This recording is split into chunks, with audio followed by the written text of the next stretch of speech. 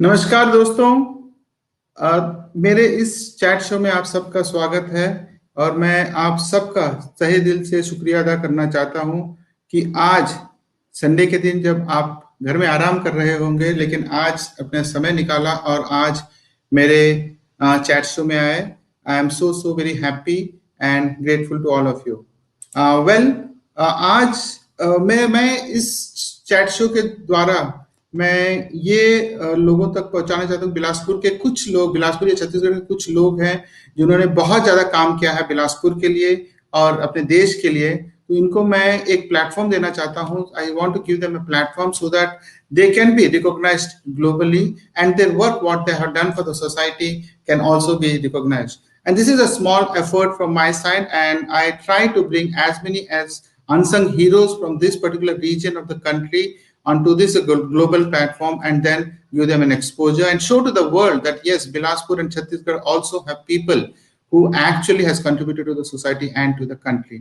And today I have a very special guest, and it's very close. He's very close to my heart also because yes, he was my neighbor when I was in my childhood, and yes, I know him as a child, and I have seen him actually growing up right from his childhood.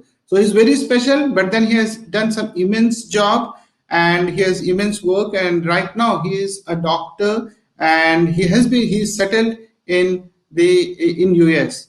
So just give me 1 minute.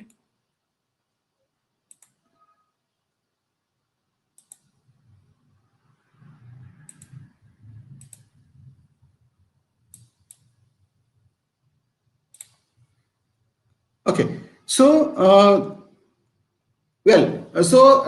before I welcome my guest, I would like to just show a small video which I prepared for him, and then once I show the video, then you can actually go live and I welcome my guest. Just pause this.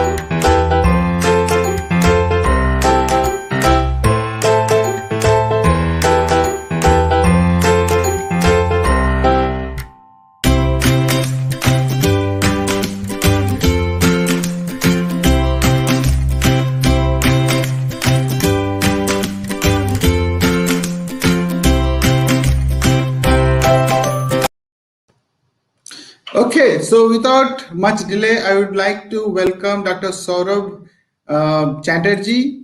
And welcome, Chatterjee. Thank you very much for accepting my invitation. And I know it's 7 o'clock in the morning in US, and it's an effort for you on a Sunday morning to come and be live and share your thoughts with me. Thank you very much. Oh, thank you. It's a great pleasure. It's a great pleasure to be in touch with you, seeing you after such a long time. Though we know because of the Facebook and WhatsApp, we keep connected. But you know, the mind connection is not the same as what you do in Facebook and WhatsApp. So you know, it's a great. I appreciate your welcoming message and the small snippet of video that you showed. And also, I would like to thank your viewers to come along and try to have a chat this evening, India time. Yeah, it's India time, 7 o'clock. People can sip tea and go for a coffee or something like that. But there are 7 people already live, so I'm also grateful to them for being here on my show. And in fact, those viewers who are there, you can ask questions if you have any in the chat box, and yes, of course. Saurabh will also be glad to answer them. But then, yes, I know Saurabh since my childhood. I know him, how naughty he was. He was my neighbor. And yeah, right from the day he was born, I think he was there and I know him. And from there to this place, I'm connecting after almost 2.5 decades, yes. So from the journey from there to this place where he is now is an immense journey. Yes, it's really adorable.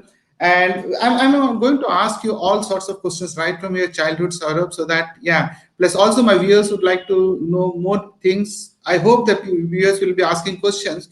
But before I start, Saurabh, I just want to know your childhood up to class fourth, by the time you're 10 years old, I think, yes. So I just want to know your journey, your memories of the railway colony there that time, just before we Absolutely. move forward. Absolutely. Yeah.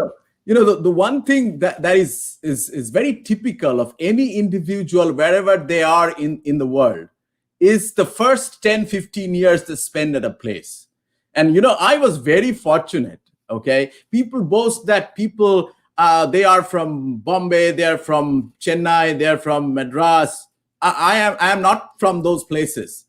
I was literally from day zero. I was in Bilaspur, okay, and that time it was Madhya Pradesh. It was not Chhattisgarh. Yes. So my father was a railway employee working with Southeastern Railways, and we grew up as a community. Okay, so the railway colonies, wherever you go, whether it is Bilaspur or you go to Garden Reach in Kolkata or you go to Central Railway headquarters, the community, the community remains the same. There is a good bonhomie, and there is a structure in place which makes us all equal and same. I remember, so we lived. I still remember the quarter number, the railway colony. These were type 2, I guess, if I remember correctly, and the Yeah. and Captain Srinivas, their family used to live in 767A, and I was in 767B, and we were separated by a single wall. So we lived as a family there.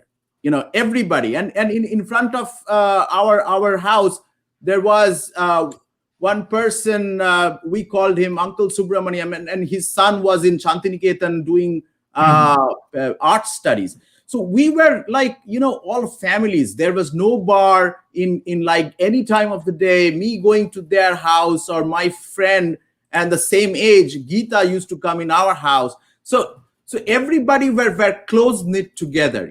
That I think has a very strong bearing. The community, the love of the family feeling, that has a tremendous impact on how you develop your mentalities when you grow up. The show of love, the show of humanity, the show of friendliness, be kind to each other, be polite. So these are the things that are nurtured from those types of communities. I guess in India it still exists. Yes, India, it still exists, but not to the extent what we had during our time. And yeah, sort of, it's very important that like a child's personality is developed between the age of 4 to 14 years. Yes. Because that is the time our subconscious mind gets developing, and our programs are stored and our personality is developed.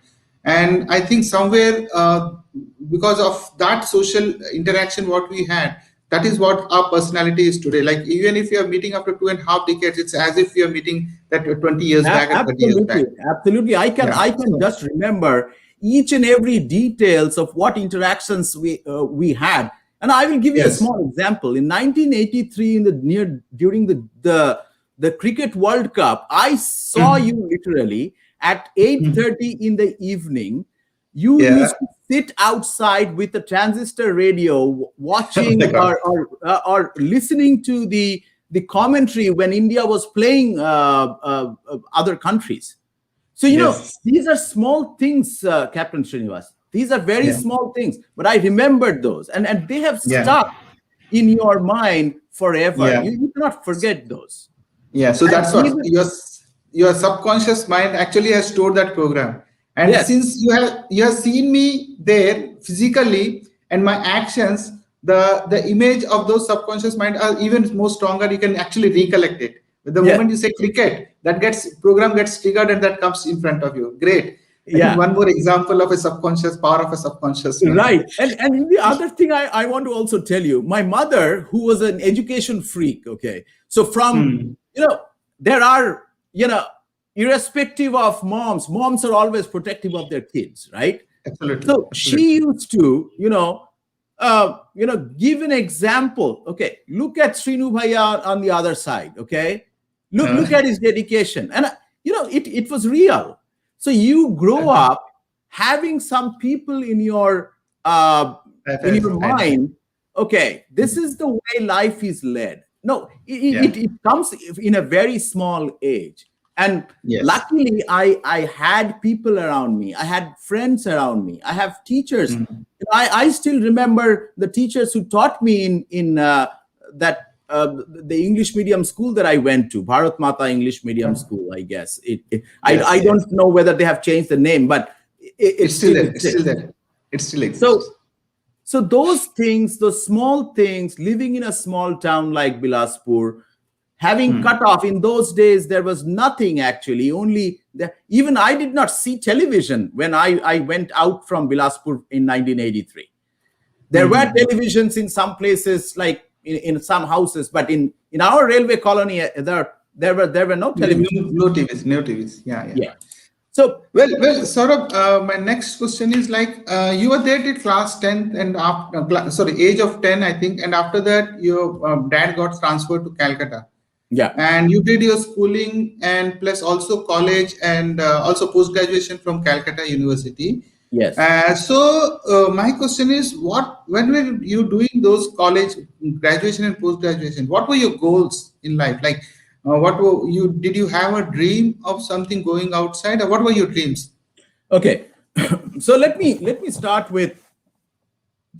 So the other very important lesson that I learned, okay, was that when a kid is growing up, say an age of 10, when I got actually transferred to Kolkata, there was I was doing very well in my studies up to my fourth grade there in Bilaspur. But what I felt was, and I will be very honest here, in spite of what my standing is today, when I moved to Kolkata, actually, there was something in my mind. See, I was still around 10, 11, 12. And, that change of place, I took some years to adapt to that place. Okay. That does have some impact on the growth of a child. Remember, that is the age where actually people try to get more in their heads. That Absolutely. sudden transfer of my father there to Kolkata had some impact on my studies and my goals. But I could take that together.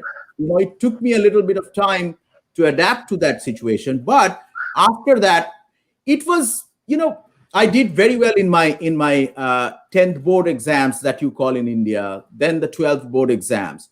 During the 12th board exams, after I got some very good marks in the literature side as well as the science side, the one decision that I had to take, and of course, my teachers also helped me at that point, was not to go to English, but to go to the science side. Science. Now, I will tell you why.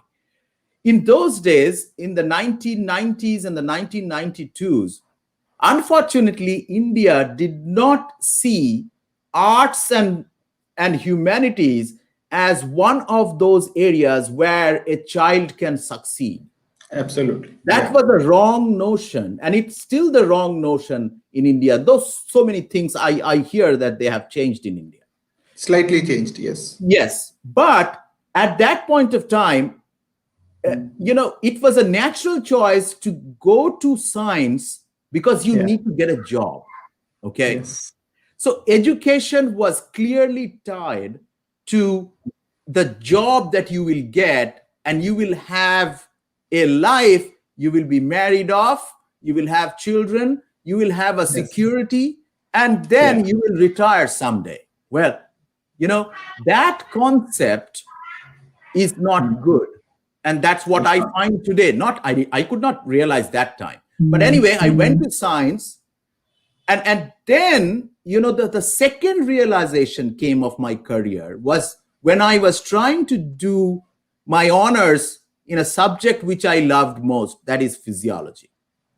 Okay. And again, here I will also admit one very important thing. My father and mother wanted me to be a doctor, Okay. a physician, okay, a physician. Mhm. And in India, after the 12th exam, you have to sit down for an exam for your MBBS degree. Correct. I failed in that exam. Mhm. I could not maintain that cutoff for getting into an MBBS degree. You can call it, there were not many other opportunities. I could not be on the top 500. There were only 500 seats those time in the whole of West Bengal. Okay. Okay. But from that time, I took my career on myself. Okay. And I did what I love to do and study physiology. So I did my bachelor's program. I had a top 5th rank within the university. Then I went to my master's program. I developed my an inching towards research, and then I pursued my further higher education, doing my PhD at Bard. Okay. So 2 points what you have told. One is like students, especially the students who are pursuing their graduation or post-graduation.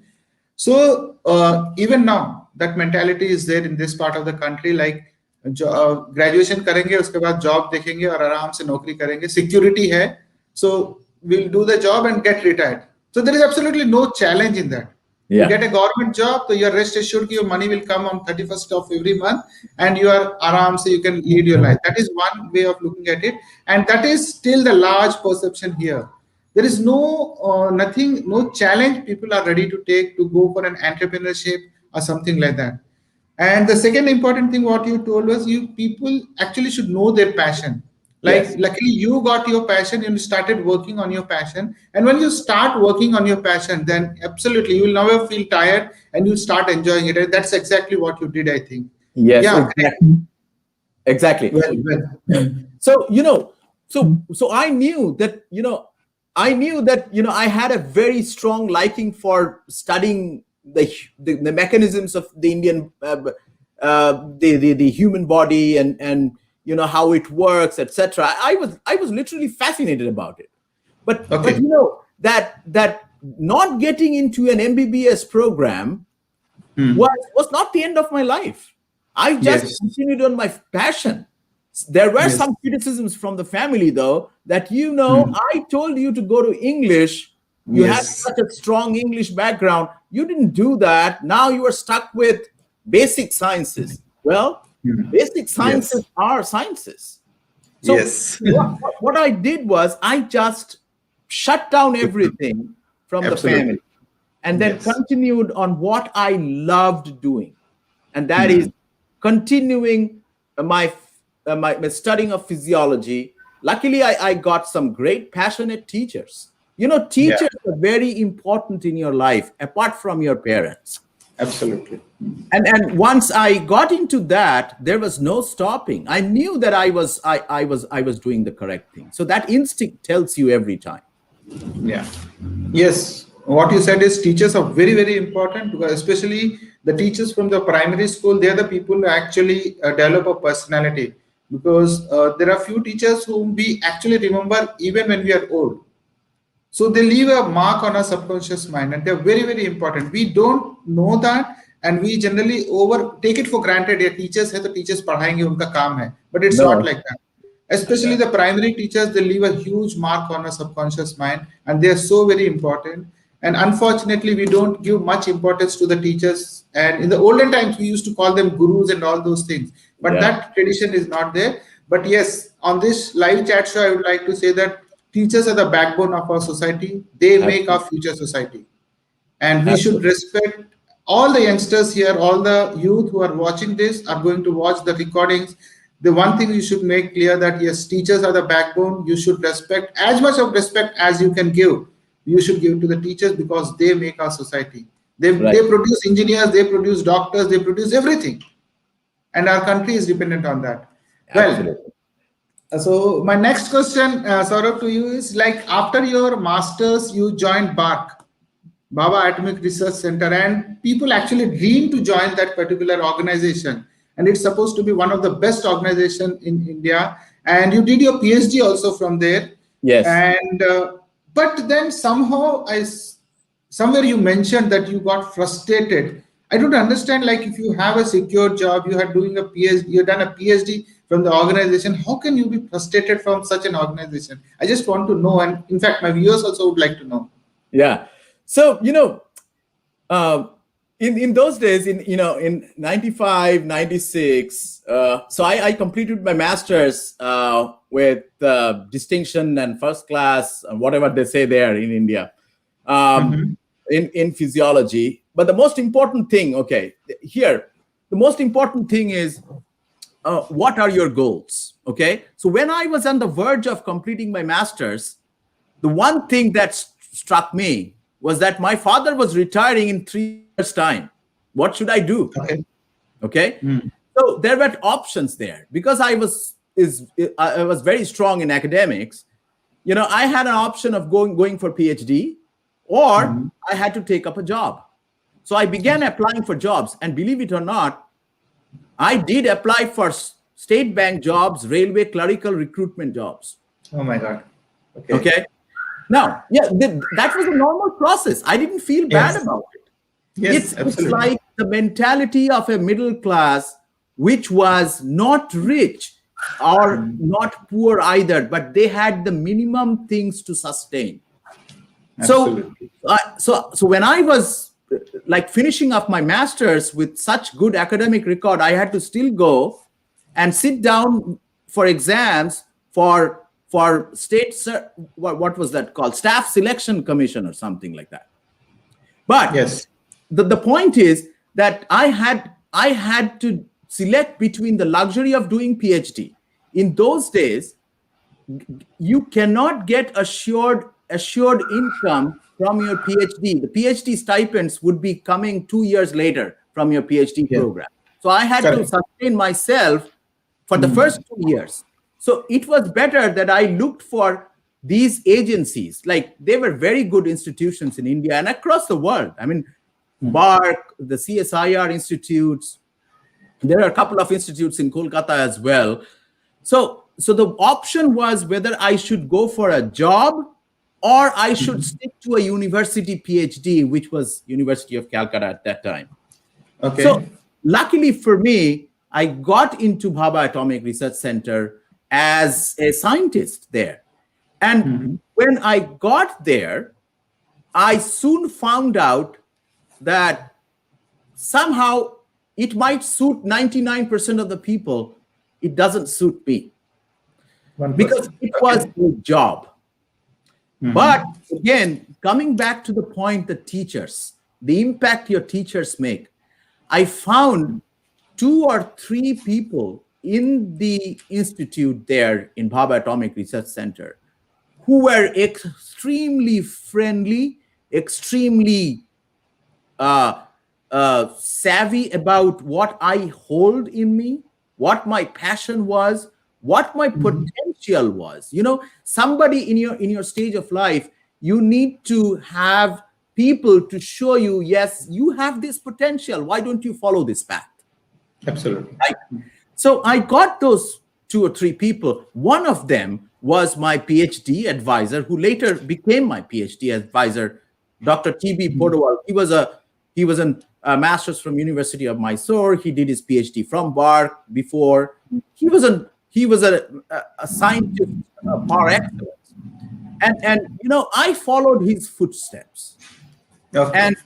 And once I started doing that, it took me a long time for my PhD, because remember, I was at a job, then I have to, that's a long story. I do not want to get into all those things. But so I started doing my PhD around 2001, and I published my first paper in 2003. It was in an okay international journal. But the happiness that I saw in my PhD advisor's face when I got my first publication was it was like you cannot pay the price for it. Yeah, absolutely. It was immense. Yeah. So that 2003 paper further pushed me to do the most hard thing in your life, to completely dedicate. But here, the other thing comes into your life, and that is your life partner. Absolutely. Yes. I was married young. People cannot dream. Like, I was married when I was 25. The moment I got a job in BRC, my mom and my dad wanted that, let us have this guy married. Okay. It was a good thing for me. Okay. Yeah. Sometimes, people say, okay, 25 is not a age to marry. Well, it is not. I will definitely, for my kids, 25 is not a good age to marry. But, going through all those challenges that I faced during my PhD time, she was the only one who pushed me, apart from my 2 or 3 colleagues at BARC. Okay. So that was, I still remember, how much I used to earn, very little in a BRC job. And she used to save money for giving the registration fees to Bombay University. At that time, BARC was affiliated with Bombay University. Okay. So we used to travel to, from the place where we lived to Fort area in Bombay to pay those registration fees per semester. Those were golden times. And it was because of her that I could manage my PhD in such a good manner. Great. The 2 things actually, Saurabh, from your talks, like you said, 99% of the people like the job of BARC. There's only 1 or 2%, maybe 99% on the higher side, maybe 95%.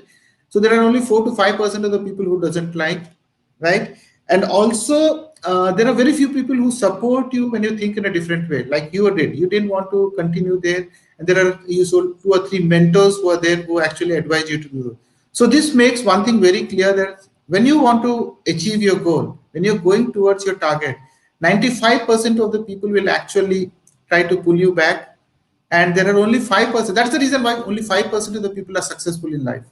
Otherwise, 95% go with the flow, right? So yes, that's actually a good point. I think our viewers also should understand, those who are actually watching it live and who are going to see it recording, especially the youngsters. When you set a high goal, your dreams are big, there will always be people who will pull you back. And majority of them, 95% of them, try to pull you back. But you actually should stuck to your goal and keep going what you want to do the most. It should come from inside. Right? And one context I will say here is that, so I had a secure job, right? I had a secure job, which is a government job. And, as happens in any India or any other socialist countries, once you go into a government job and you are permanent, what they say is that you will get a benefit of retirement. So once I did my PhD, I was only 9 years in BARC, okay? But one thing that stuck out, and I was feeling a little bit of like stifled, how should I say this? There are some negatives to this particular bureaucratic system that is in India. And that is, if you want to fly out, you want to achieve something very high, there are pressures that, okay, you are not that worth. Okay.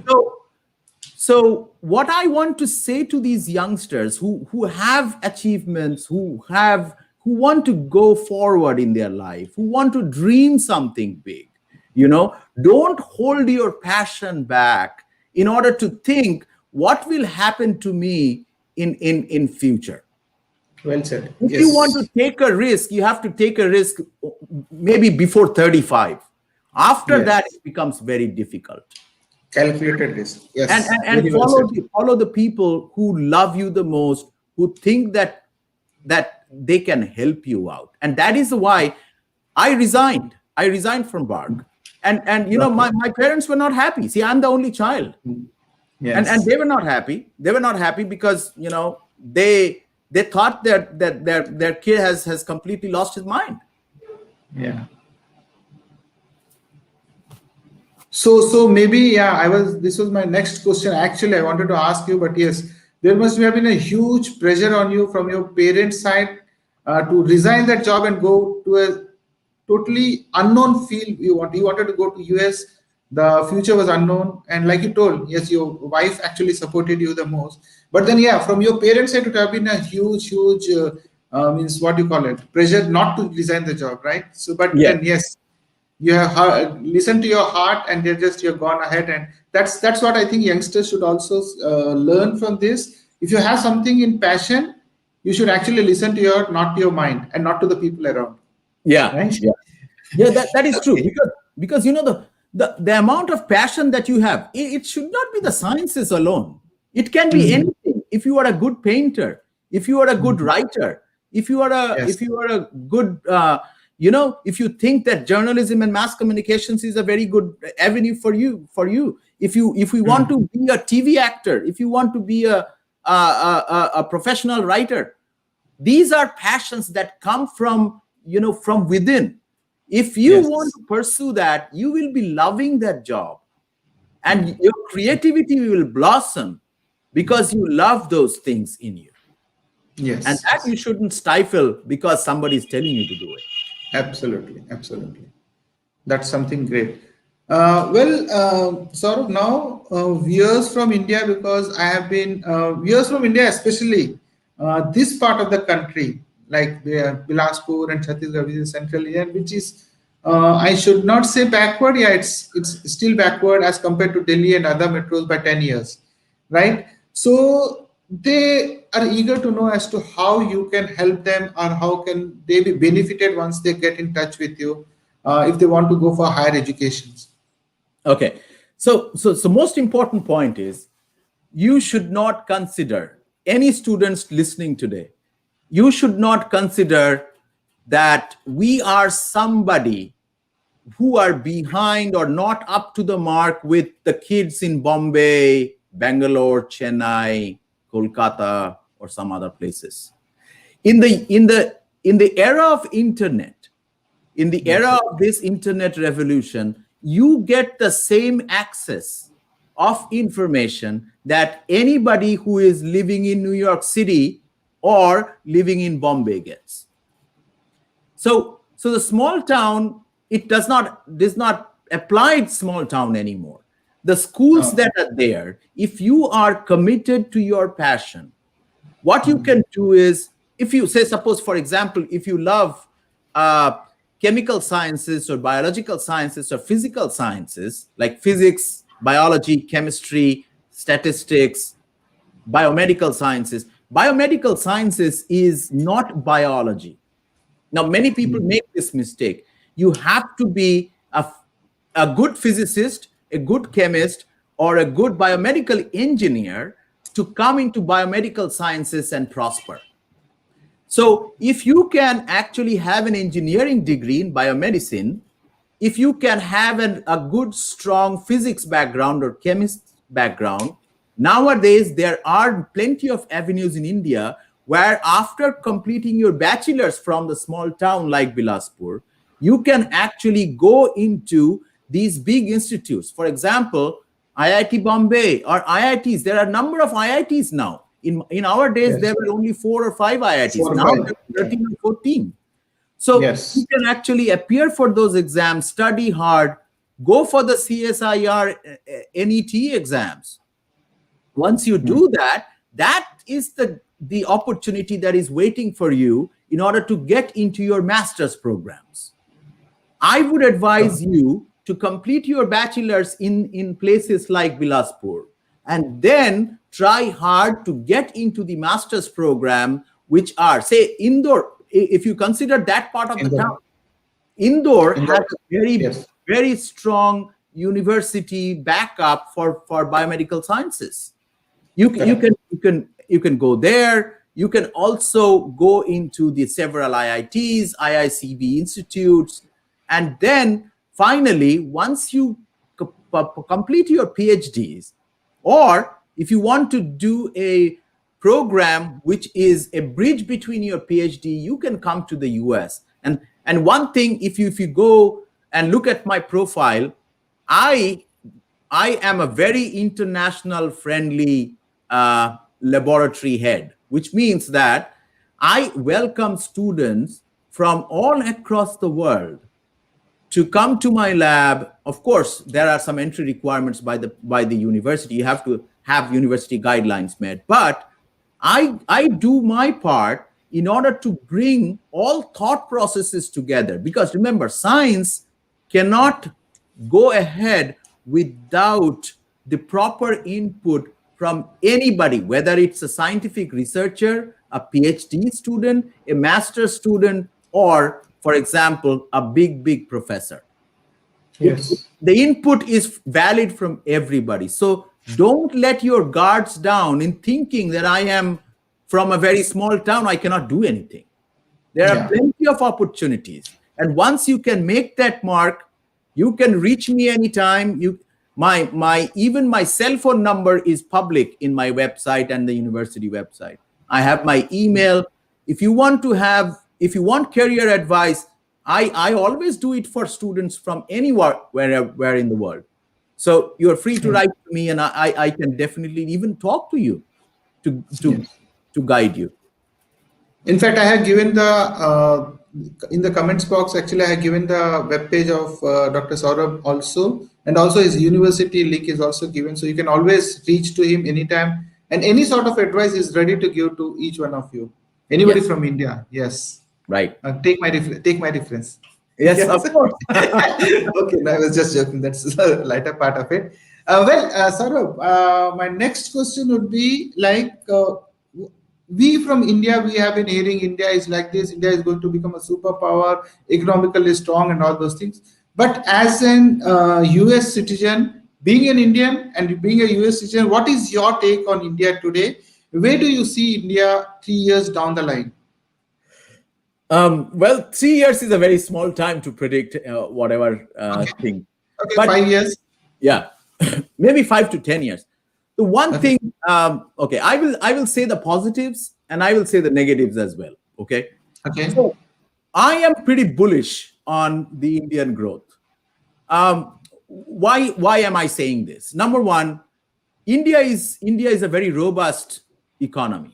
Okay, number one, it is driven by the people's aspirations, right? It's a democracy. Now, in a democracy, there are differences of opinions, and there are many. Okay, if you have more than 1 billion people, you have more than 1 billion ideas. Ideas, absolutely. That is absolutely fine. The progress will not be like China that we have seen. I have visited China myself.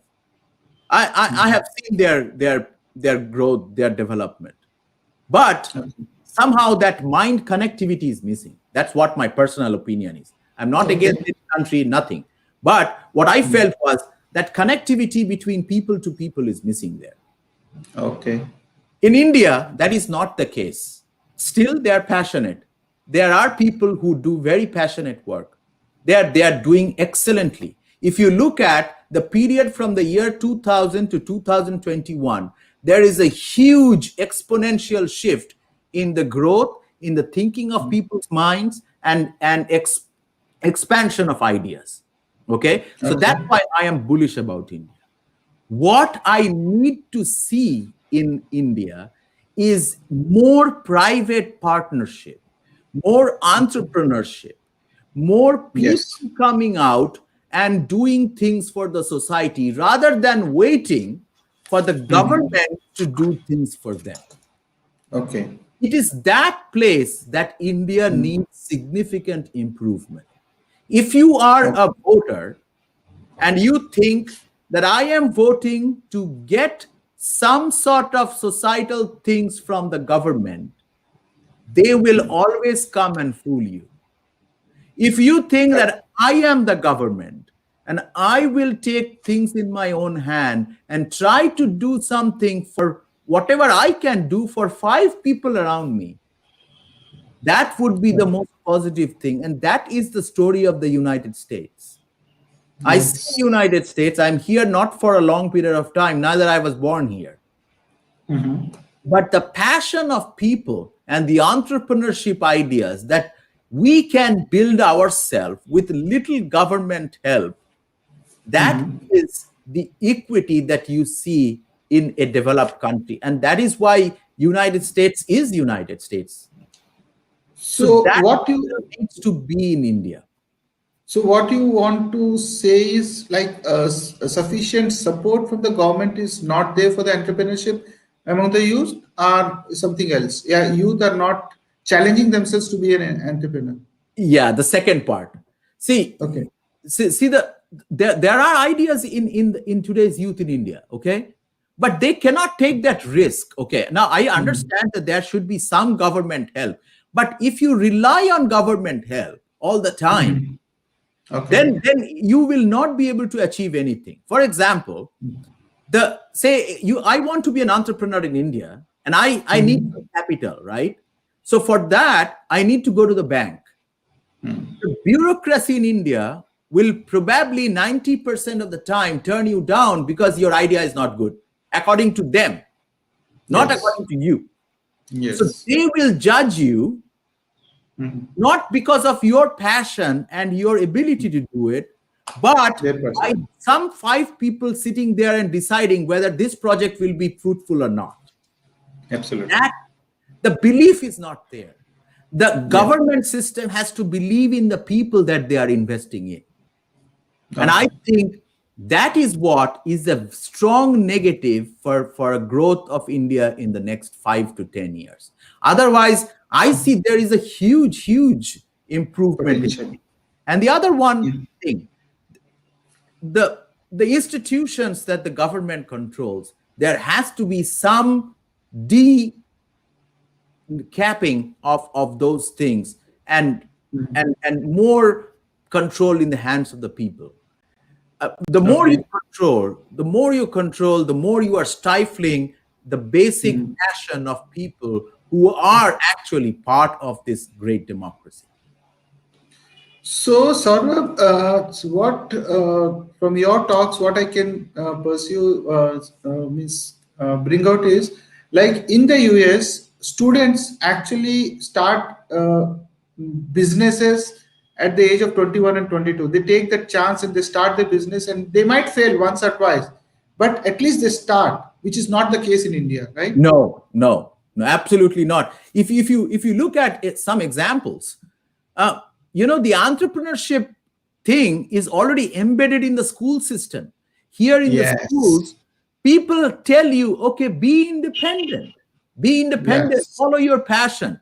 If you think that you can actually build some small techniques which is going to help, say for example, a small app, for example, Mm-hmm. if you can develop that app, the first thing you do is market that app. Yes. And how do you do it? Because you will be given that idea from small business lenders, uh, the banks, even institutes where you can actually go and have a discussion with even the top of the company. It's a very Oh. open-ended society. That's Oh. why there is no people fail, but they do Yes. not have the despair that if I fail first time, I'm ruined. Mm. There is always a Yes. second chance in the United States. It's a land of opportunities. Absolutely. So, Indian education system should change, and actually entrepreneurship should be taught right from class 6 or 7th onwards. People Yes. actually students should be encouraged to go for entrepreneurship, and also the positives and negatives, and they should be built an attitude within the student to face the challenges, to face the failures in life, and which is not done. Like No. yeah, like if you see in India, a child when he's 27 years old, he is again a mama's boy, right? Parents are there always to take charge of him if he fails. But Yeah. like in, I think in America, it's not like that. You No, are it's on not. your No, it's own, not. and It's not. that is the base. That's a big Yeah. difference, I think. Yeah. And See, for that example, I will tell you, here, once you are 18, you Mhm. go to college, right? You go to college and you are on your own. You have to take Yes. your loans to get your Mhm. education funded. You have to, if you want to go for higher education, there also you have to take your loan, and you only is the person to repay back the loan. That gives you the responsibility at a very early Absolutely. age. Yes. I think that's big difference, which actually educationals and the children who are students who are listening to it, I should Note this point, is very, very important. You have to take calculated risks in life. You have to think not from a job perspective, but as being an entrepreneur or businessman perspective. And the third most important thing is you have to dream big. Yes. And follow your passion, right? Yeah. Yeah. Well, Saurabh, it was good talking to you, and I think there are a lot many perspectives you open, and people have actually their vision has actually widened. But before we part away, one last message to the youth of India from your side, being an Indian and staying in US. Yeah. Okay. First of all, today's youth is not restricted to one country. You do not belong to India only. Yes. You belong to the rest of the world. You have a role in each and everything that is happening in the world. You have the passion, you have the right to change things that is happening around the world. We are all knit together. It's not like United States and India are separate. As far as ideas and big things are concerned, say, for example, coronavirus thing. Are we not together looking for a common goal to find a vaccine? And yes, India absolutely. Did a very good job in finding a vaccine, isn't it? Yes. Now, if you look back at the technologies of the vaccine development, those technologies were probably printed in journals much before. And there are collaborations, there is WHO, there is United States government, the National Institutes of Health. You know, they all come together and do things. So today's youth in India, if you want to reach out to things, if you think that if you are in a small town and you cannot have access, you have internet. There are people who are in different parts of the world ready to answer your questions. It's not that because you are from Bilaspur or you are from a small town in West Bengal that you do not have weight or your ideas will not be protracted. You have the ability to turn it around. The problem is the mentality of yours has to change. You have to reach out. Nobody will reach out to you. You have to reach out. Absolutely.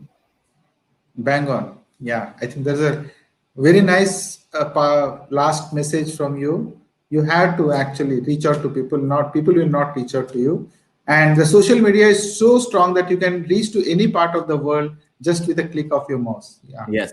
Thank you very much, Saurabh, for taking your time out. And it's nice connecting to you. And there are so many insights which you have given to the youth. And I'm sure who are listening to this now, right now, there are 10 people who are joined. And also those who will see the recording, they will have good view of this thing. And maybe people will start connecting to you. I think we had a very good discussion, Saurabh. Thank you very much once again. Take care of yourself and always do something for our country and our city, Bilaspur. Absolutely. And yeah. It was pleasure to come to your show. Thank you, Saurabh. Take care. Yeah, bye. Well, yes, that was Dr. Saurabh Chatterjee from our own city, Bilaspur, and he is now in US. He has his own Chatterjee lab, and he has done a tremendous work. And anybody who would like to contact him, his website, Facebook page, and also the university page is already given there in the description section. You can always reach out to me. Or else you can always reach out to me. I can connect him to you. So yes, thank you very much for being here at my show and being with me for the last 48 minutes or so. Thank you. Take care of yourself. Be safe and be healthy. Jai Hind.